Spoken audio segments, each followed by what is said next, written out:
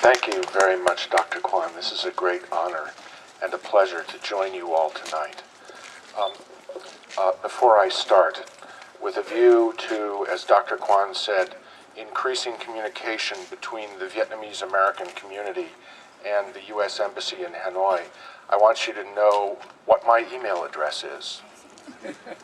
It's Shear, DB, that's SHEAR, DB, at state.gov. And if you ever have any questions or any concerns, and if you want to communicate directly with the U.S. Ambassador in Hanoi, send me a message at that email address. I arrived in Hanoi at the end of August, and within a week of my arrival, I was meeting senior-level Vietnamese officials. And I've been in Vietnam now just about 6 months.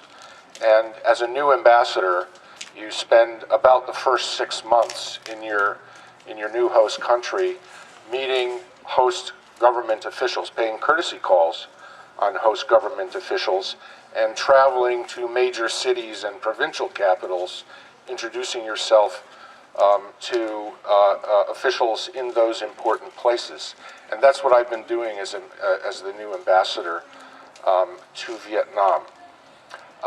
And I want to share with you tonight exactly what it is I tell Vietnamese officials, both about U.S. policy toward Vietnam in general and about human rights in particular. When I speak to senior Vietnamese officials, I start by telling them that I think that the U.S.-Vietnam relationship has tremendous opportunities, and that as ambassador, I'm here in Vietnam to exploit those opportunities and to make sure that the U.S. and Vietnam are doing everything we can to make the best of all of those opportunities. And one area in which we have great opportunities is the bilateral economic relationship. The United States and Vietnam did $20 billion in two-way trade in 2010.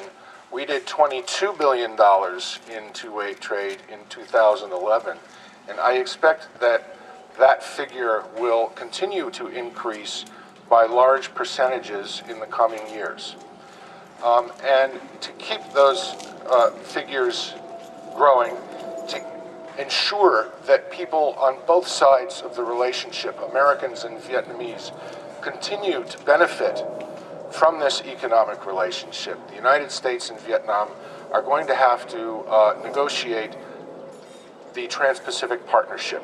We're going to have to negotiate a free trade agreement among us that will help us exploit those economic opportunities even more, that will help Vietnam develop its economy, that will help Vietnam develop its social capital, as well as its political and legal systems.